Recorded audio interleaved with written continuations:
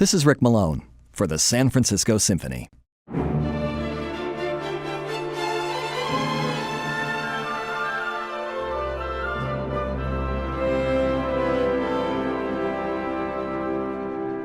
Jean Sibelius wrote his Fifth Symphony in 1915. Sibelius was a national hero by this point, and the Finnish government commissioned the work for the celebrations of his 50th birthday. World War I was raging across southern Europe, but it hadn't yet touched Finland.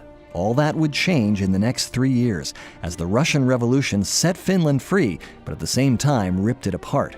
Sibelius had once been the muse of the Finnish independence movement, but he was distressed by the violent anti-Russian and anti-Swedish fever that had taken hold of his country. His marriage was in trouble, he was deeply in debt, and 2 of his closest friends had recently died. And even though his music gave him an income, it didn't offer him any spiritual consolation. He kept himself afloat with commissions for occasional pieces that even he admitted weren't very good. The only things that gave him solace during these dark times were alcohol and the peace he found in the natural world around him.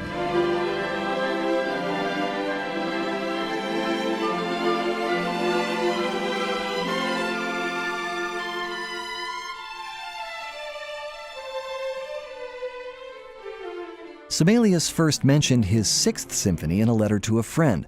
The Sixth Symphony is wild and passionate in character, gloomy with pastoral contrasts, probably in 4 movements with a finale, which will build to a gloomy, wild romp of the orchestra in which the main theme disappears." End quote. Well, it took him 5 years to finish the work, and in the end, it bears almost no resemblance to this description.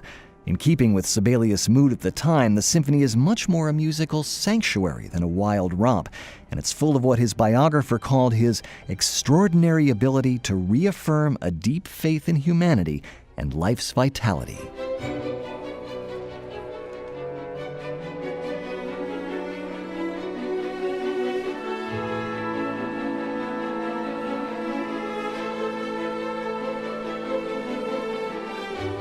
Sibelius' Sixth isn't majestic and expansive like the Second or the Fifth, and it's not as experimental as the Seventh. It takes its structural inspiration from Mozart and Haydn, 4 movements with statements of purpose in the opening and finale, and a lighter third movement scherzo with a contrasting trio. But instead of the grand symphonic gestures and highly structured musical arguments of the classical era, it's built on sustained passages fashioned out of small cells of material that often call to mind the polyphony of Renaissance composers like Palestrina. Even the tempo markings are cool rather than resolute. Allegro molto moderato, allegretto moderato, poco vivace, very moderately fast, slightly moderately fast, and somewhat faster.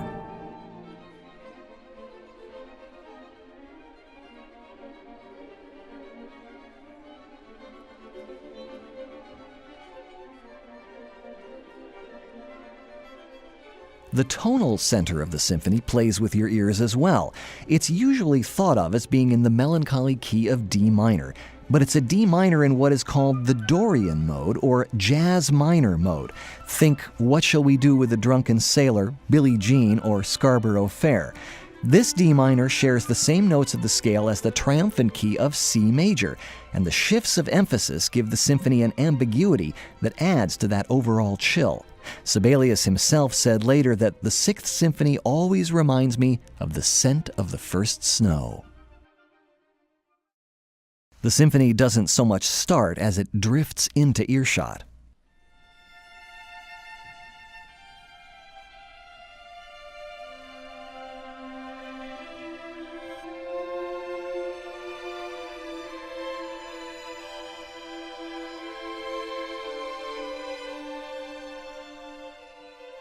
The violins and violas share swirling lines in that Dorian D minor scale, some upwards, some downwards, and tightly wound with few melodic leaps. Soon the strings swell, and the oboes and then the flutes enter with scales of their own.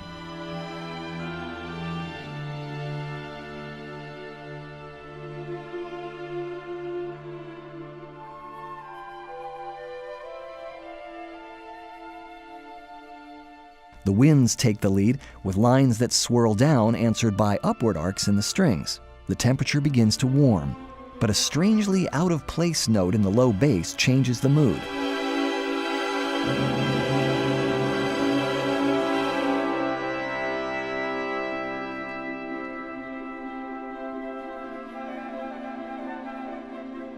And as this vaguely dissonant chord fades, the harp introduces a bubbling theme in the winds that settles the movement into a pastoral C major.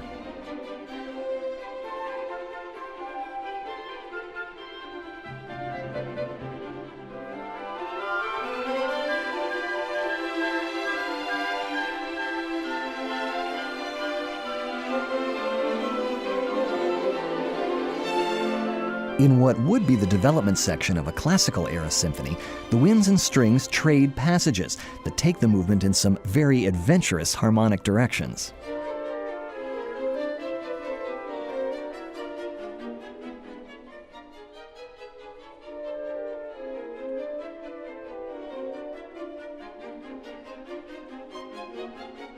Eventually, it returns to the original D Dorian, but leaning towards the related key of F major, and the flute brings back its melody from the opening.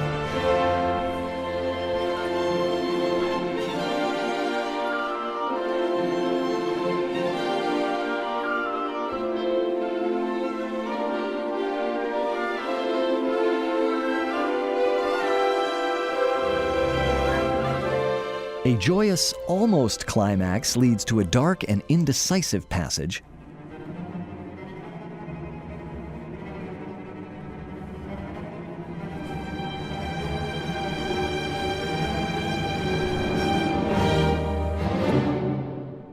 that leads to a powerful and seemingly final cadence in that bright key of C major. But it's not the end. After a pause, that D Dorian quietly reasserts itself.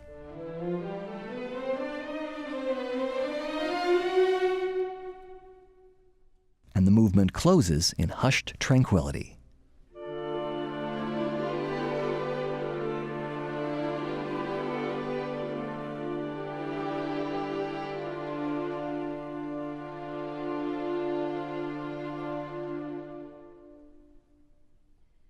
In the second position, in place of the usual slow movement, the sixth has a moderately fast set of variations.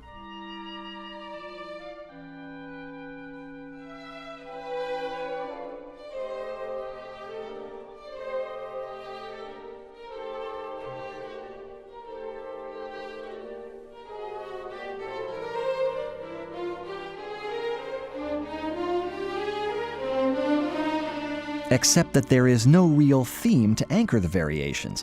Instead, there are 5 related sections. The first 3 are increasingly elaborate versions of the same materials, including the upward swirling scales of the first movement.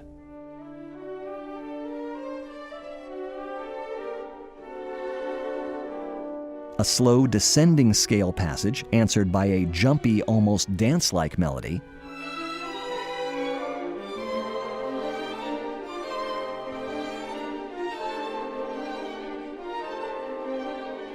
and faster scales going up.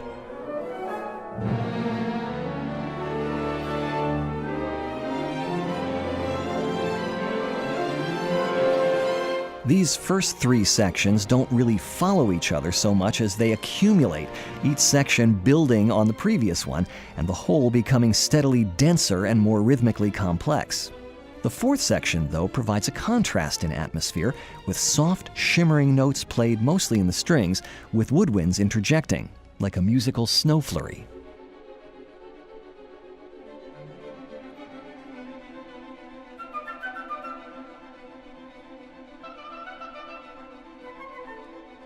The fifth section briefly brings back the opening materials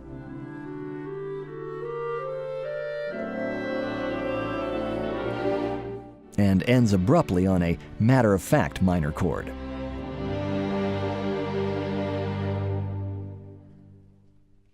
The third movement is the most traditional in structure.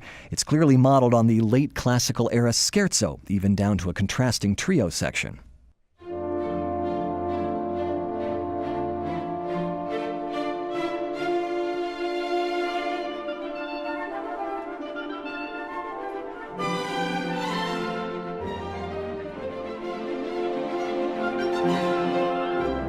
It's whirring and energetic, and probably the most immediately accessible movement in the symphony.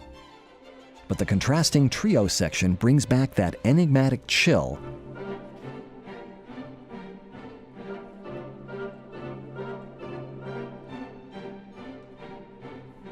with an almost minimalist essay in static rhythm and lazy harmonic changes.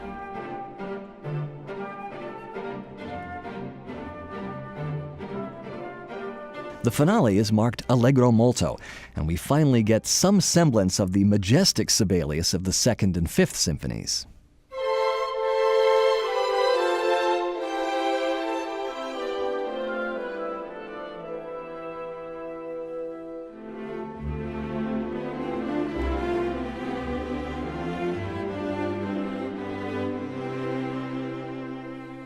This movement is in 3 parts as well, starting with a noble theme that is stated, answered, and passed about from strings to winds in a call and response, until it reaches a clear cadence and is immediately followed by the second part.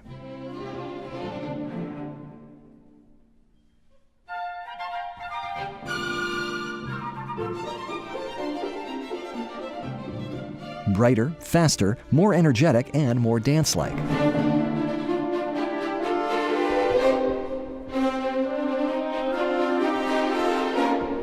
Part 3 brings back the materials of the first part,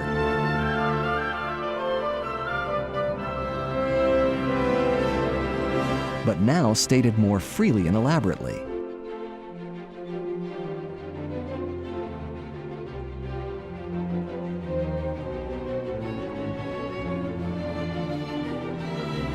The music seems to be leading to a brilliant and festive conclusion, but instead it fades out into an extended coda.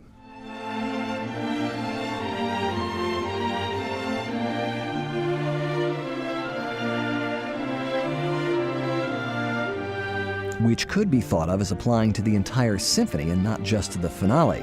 Those swirling Dorian mode scales of the opening movement return.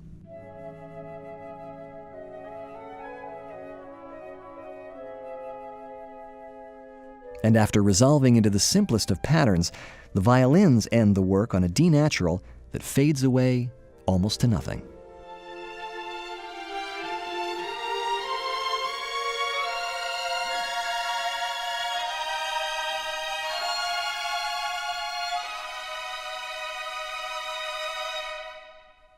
Many commentators have found Sibelius' Sixth Symphony difficult to grasp, and it has never been one of his most popular works.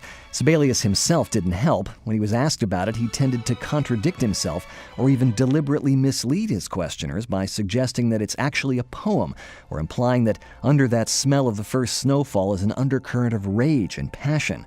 But Sibelius knew that in the end, it wouldn't matter how he tried to describe it. The final form of one's work, he said, is indeed dependent on powers that are stronger than oneself. Later on, one can substantiate this or that, but on the whole, one is merely a tool. This wonderful logic, let us call it God, that governs a work of art is the forcing power." End quote. Sibelius left it up to us to discover that power in his Symphony No. 6.